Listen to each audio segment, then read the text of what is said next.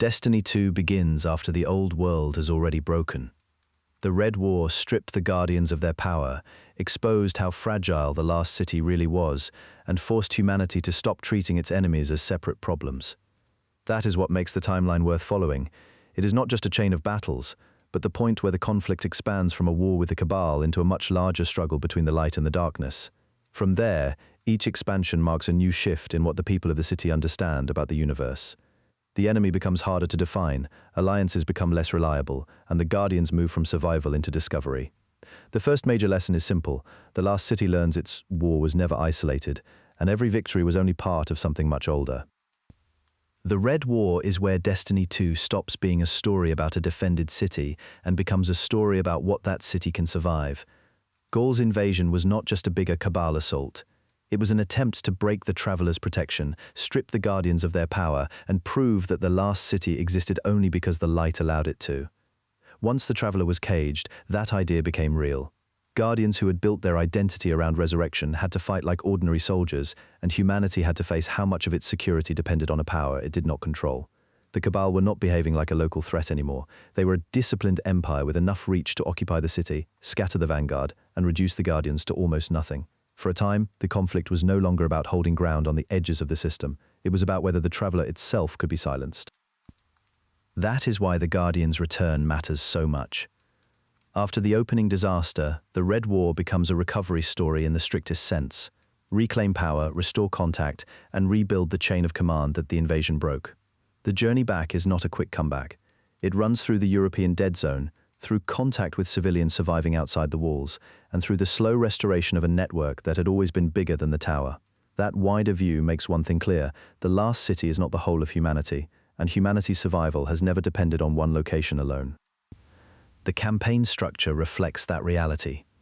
The Guardian has to reconnect with allies, recover lost equipment, and move through a system that has fallen apart rather than a fully organized war effort. Each step away from the city shows how much damage the Cabal caused beyond the loss of the tower. Communications fail, command is disrupted, and the survivors have to operate without the support that usually makes Guardian operations possible. The Red War is a military setback, but it is also an administrative collapse and a psychological shock. That is why each victory feels earned. Every recovered foothold is proof that the Guardians can still function without the assumptions they once relied on. Gaul's defeat restores the light, but it does not restore stability. The city wins back what it lost. The Traveler awakens, and the invasion is broken. But the lesson remains: the last city can be wounded, occupied, and almost erased. The vanguard is forced into rebuilding, and rebuilding does not mean peace. It means restoring trust, re-establishing authority, and holding the system together while new threats gather beyond the walls. That fragile aftermath leads directly into the next phase of the timeline. The Red War is over, but it leaves behind a Guardian order that has seen how quickly its foundations can fail. The city survives, the light returns, and the sense of safety is gone. From here on, every crisis arrives in the shadow of that lesson. The last city is still standing, but it is no longer untouchable. If the Red War showed that the last city could be shattered, Forsaken shows something more personal. Even after the city recovers, the Guardians inside it are still exposed to grief, anger, and reckless choices. That is what makes this stretch of Destiny 2 matter. The conflict moves away from open invasion and into consequence. It begins with a death, then expands into a much larger struggle tied to the Awoken, the Taken, and the cost of revenge. The turning point is Kaede 6's death. He is sent into the Tangled Shore to deal with a prison break, and the mission falls apart quickly. Kaede is isolated, overwhelmed, and eventually killed by Uldren Sov and the Scorn Barons involved in the escape. That changes Destiny 2 almost immediately. Kaede was one of the clearest sources of personality and stability in the Vanguard, so his loss is more than a shock. It leaves a real gap in tower leadership and gives the Guardian a deeply personal reason to leave the city and pursue Uldren. The chase through the Tangled Shore matters because it shows how far the Guardian is willing to go once the mission becomes revenge. This is not a clean campaign. It is driven by anger and pushed through a lawless region full of scorn, criminals, and awoken wreckage. Petravenge becomes the main guide through that hunt, and her role pulls the story deeper into awoken politics instead of leaving it as a simple vendetta. Uldren is no longer just the man who killed Kaede. He is tied to a wider collapse around the reef and the dreaming city, and to forces the Guardian does not yet understand. That larger collapse comes into focus as the Guardian pushes deeper into Reef territory and learns that Uldren is not acting alone. He has been influenced by a voice he trusts, and that false guidance is one of the most important parts of the story. The issue is not just that Uldren has become violent, it is that he is being led toward a goal he cannot fully see, and that goal connects him to the return of the Taken and to corruption spreading through awoken space. The hunt becomes more than a personal vendetta. Each step reveals another layer of manipulation and another sign that this disaster has been building for a long time. By the time the Guardian reaches the Dreaming City, it is clear that Uldren's actions are tied to the Taken and to a corruption reaching far beyond the Tangled Shore. The final confrontation with Uldren ends the revenge thread, but it does not resolve everything around it. In the Forsaken arc itself, the key fact is simple. The man who killed Kadir is brought down, and the Guardian's revenge comes at a price. That price appears almost immediately in the Dreaming City. What should have been a victory opens into a curse. The city becomes trapped in a repeating cycle shaped by Taken influence and by Riven, the Ahamkara behind much of the disaster. At this point, Forsaken stops being just a revenge story and becomes a story about systems larger than any one enemy. The Dreaming City is not simply a place to clear, it is caught in a loop that keeps replaying the same collapse, and that loop makes the scale of the threat much clearer. The Taken are not acting on their own. They are part of a far more complicated chain of power and manipulation. The curse also changes the timeline of the game because it turns the Dreaming City into an ongoing crisis instead of a finished campaign zone. Even after the main story ends, the damage remains active, which reinforces the idea that some consequences in Destiny do not stop when the boss is defeated. That is what makes Forsaken feel like the first major expansion after the Red War. The city has survived one invasion, but now the Guardian has to deal with a death that cannot be undone, a hunt that cannot be reversed, and an enemy structure that runs deeper than simple retaliation. Cade is gone, Uldren is dead, and the Dreaming City is left trapped in a repeating curse that turns victory into another kind of prison. By the end of this phase, the last city is still standing, but the Guardian has learned that the next war will not only be about defending walls. It will be about uncovering the hidden machinery behind the universe's oldest powers. By the time the Guardian returns to the moon in Shadowkeep, the war has already moved beyond isolated battles with the Hive, Fallen, or Cabal. The real change is the discovery that the moon is hiding something far larger, a pyramid ship tied to the darkness. Shadowkeep is where Destiny 2 stops treating that force as a distant danger and starts treating it as something already here. Eris Morn drives that shift. She returns with enough knowledge to recognize that the moon is not just overrun by Hive forces. Something older is buried there, and the investigation keeps pointing toward the same conclusion. The moon is becoming a pressure point for powers the system has not fully understood. The Hive are still dangerous, but they are no longer the whole story. They begin to look less like the main threat and more like a sign that something deeper is moving underneath them. That idea comes through most clearly in the Nightmare hunts. These are not ordinary hunts or simple supernatural encounters. They are shaped around old losses, old enemies, and private failures. The Guardian is pushed into confrontations tied to earlier trauma, and that changes the tone of the campaign. The danger is no longer only physical. Shadowkeep shows that the enemy can reach into memory, fear, and doubt, turning the Guardian's past into a weapon. Even the campaign structure circles back to unresolved pain instead of opening clean new fronts. The moon itself reinforces that message. It is treated like a place where nothing ever fully stays buried. The Hive is still there, but Shadowkeep makes it clear they are not the final threat. They are part of a larger pattern that leads directly to the hidden pyramid beneath the lunar surface. That is the major reveal of this chapter, because it gives the darkness a real presence in the timeline. Before this, it existed mostly through ancient references, scattered signs, and indirect influence.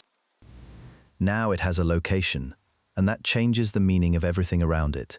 The pyramid matters because it is not just a relic, it is active, and it is tied to the same force pressing into the system from the shadows. It is proof that the Black Fleet is no longer a distant idea. The Guardian's contact with it is brief, but the impact is huge. The threat is no longer something waiting for the future. It has already arrived, and it has been shaping events long before anyone fully understood it. From this point on, every other crisis has to be measured against that fact. Shadowkeep also changes how the broader timeline fits together. Before this, Destiny 2 could still be read as a series of separate disasters. The Red War, Fallen Unrest, Hive schemes, Taken corruption, and the fallout from earlier losses. After the Pyramid's reveal, those events look less isolated. They are all unfolding under the pressure of a larger force that has been influencing the system from beyond the front lines. Shadowkeep does not answer every question, but it confirms that the next phase of the story will be about confronting that force directly. For the Vanguard, that realization is a major blow to any sense of safety. The last city has already survived the Red War and the aftermath of Forsaken, and Shadowkeep makes one thing clear: surviving earlier wars does not keep an older enemy from stepping into view. The discovery beneath the moon turns the focus toward the Black Fleet and the larger struggle that has been building in the background. It also turns the moon into a warning. The truth buried there shows that the system has already been breached in a way most defenders never recognized. By the end of Shadowkeep, the Guardian is no longer just fighting the enemies in front of them. They now know that something older and far more serious is moving into the open, and the pyramid ship on the moon is the first clear sign of it. Once that happens, the timeline can no longer be about separate wars or temporary victories. Everything that follows has to deal with the fact that the darkness has entered the story directly. Beyond Light is the point where Destiny 2 stops treating the darkness as a distant threat and starts treating it as something Guardians can use. That shift happens on Europa, where Eramis, the pyramid ships, and the first usable form of darkness power all come together. From here on, the timeline is no longer just about defending the Traveler's side of the war. It becomes about whether the line between light and dark can still hold. Europa matters because it is where the Black Fleet stops being only a warning. The pyramid on the moon had already shown that the darkness was active in the system, but Europa proves it can offer something in return. That offer is stasis, a power tied directly to the darkness, and the expansion is built around the risk of that discovery. Until now, Guardians had only fought enemies who served the darkness. On Europa, they are asked to touch it directly, study it, and decide whether using it changes them. Eramis, Kell of Darkness, drives that conflict into the open. She is not just another fallen warlord. She is the result of years of Elixni loss, anger, and broken hope, and she tries to turn that suffering into a new path for her people.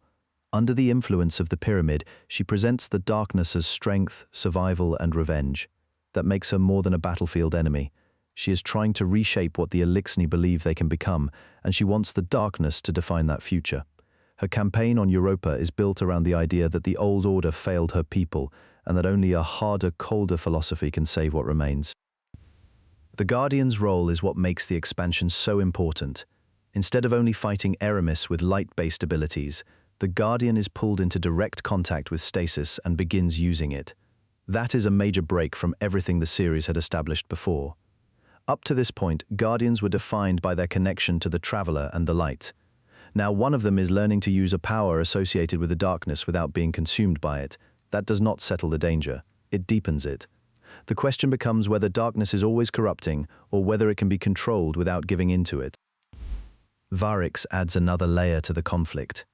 He is not there to support Eramis, but his presence shows how fractured the Elixni have become. Their old political and social order has already broken apart, and by the time of Beyond Light there is no single fallen future to return to. Some Elixni are driven by loyalty, some by revenge, and some by survival. Eramis is one answer to that collapse, but not the only one. Her rise on Europa makes it clear that the Fallen are no longer just a roaming enemy faction. They are a people under pressure, and that pressure is pushing them toward new alliances and new extremes. The conflict on Europa is therefore bigger than a single warlord. It is a turning point for an entire species trying to decide what comes next after repeated ruin. Defeating Eramis matters, but not because it closes the book on Europa. It does not. What matters is that Stasis survives the conflict and enters Guardian history for good.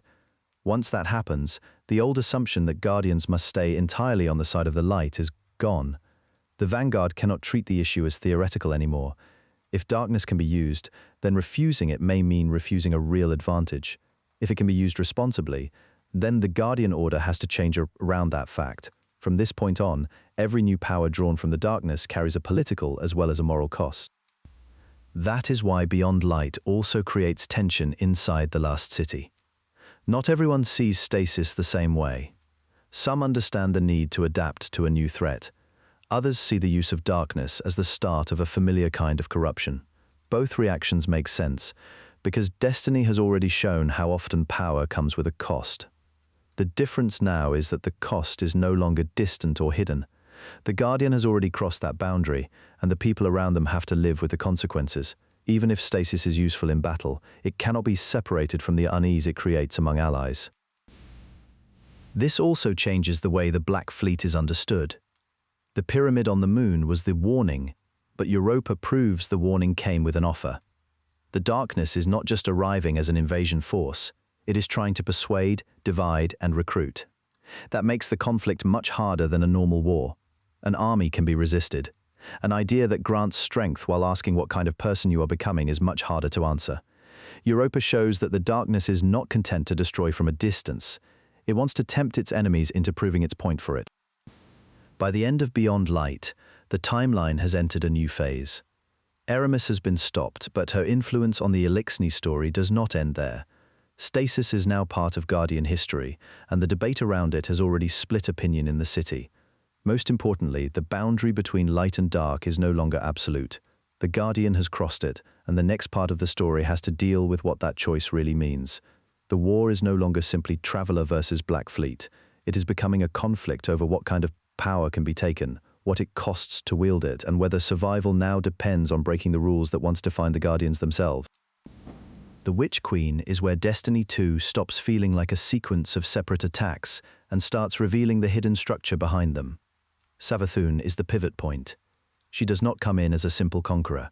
She uses deception, misdirection, and long preparation to turn every answer into a new problem. Her return forces the Vanguard to confront something worse than another invasion, the possibility that someone has been arranging the conflict long before anyone noticed. Even before her full plan is exposed, her presence changes how the Hive are understood. They are no longer just raiders or fanatics. They are part of a much older design. That becomes undeniable when Savathun's plan leads to the Lucent Hive. This is one of the biggest shifts in the timeline, because the light is no longer exclusive to the Guardians. Hive warriors now carry it too, which breaks the old assumption that the light and darkness belong to separate sides. From that point on, the war is less simple. The enemy is not only powerful, but also adapted to the same forces the Guardians depend on. That creates a crisis for the city, because the Guardians have built their identity around being the chosen defenders of the light. If the Hive can be given ghosts and resurrection, then the rules everyone trusted were never as stable as they seem. Savathun's arc matters because it points to something larger. Her deception is not the end of the problem. It is the first clear sign that the war has a deeper author behind it. Her rise and fall lead toward the reveal of the Witness, the force driving the broader collapse that has been unfolding across Destiny 2. Once the Witness enters the story, earlier events begin to connect in a new way. The Red War, Forsaken, the Nightmares on the Moon, and the Hive's long campaign all start to look like pieces of one larger pressure campaign, each event weakening the system for the next. The Witness changes the scale of everything. The conflict is no longer just the Traveler versus the Hive or the city versus one enemy faction. It is being directed by an intelligence with a plan that stretches across species, alliances, and eras. That is what gives the late timeline its escalating feel. Every major threat starts to look like another step in a much older design. The Witness is not simply another enemy on the list, it is the reason the list exists. Once that becomes clear, Destiny 2's story is no longer about isolated victories. It becomes a fight to see whether the solar system can resist a force that has been shaping events from the start. That leads into Lightfall. By then, the Guardian is no longer just protecting Earth. They are moving toward the next stage of the Witness's plan, and the war expands far beyond the last city. Neomuna shows that humanity's survival was never limited to one world, while the Shadow Legion proves how far the Witness can project power. The conflict here is about more than territory. It is about whether anyone can stop the Witness before its design is completed. The strain on the Traveler's safety, the pressure on Neptune, and the enemy's reach all point to the same truth. The war is being fought on the Witness's terms, unless the Guardians can force a change. This is also where Destiny 2 leans heavily on uneasy alliances. Former enemies have to cooperate because the threat is too large for old rivalries to matter. That becomes one of the defining patterns of the late timeline. Survival depends on people setting aside conflicts that once divided them. The story is no longer shaped by clean sides. It is shaped by who can still stand when everything starts to break. That includes groups that once had no reason to trust each other, because the Witness's campaign leaves no room for old grudges or purity tests.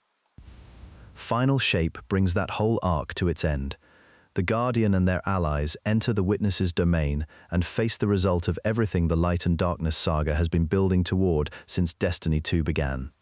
This is not just the defeat of another major villain, it is the end of the central conflict that has driven the sequel from the Red War onward. The Witness is defeated, and that closes the core storyline that shaped so many of the timeline's biggest turns. But the end of the Witness is not a return to the old world. Destiny 2 does not go back to the way things were before Savathûn, before the Black Fleet, or before the Guardian learned to wield stasis. It ends one long war, but it does not erase what came before it. The city is different. The Vanguard is different. The Guardian is different. By the time Final Shape ends, the question is no longer whether humanity can survive the next attack.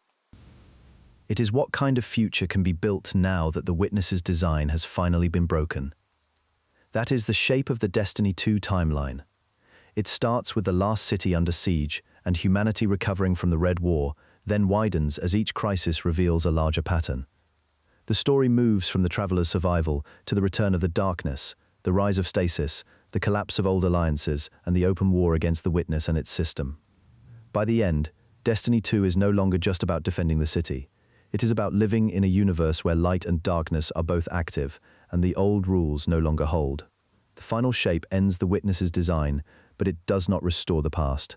It leaves Guardians in a changed reality, with a future shaped by what survived.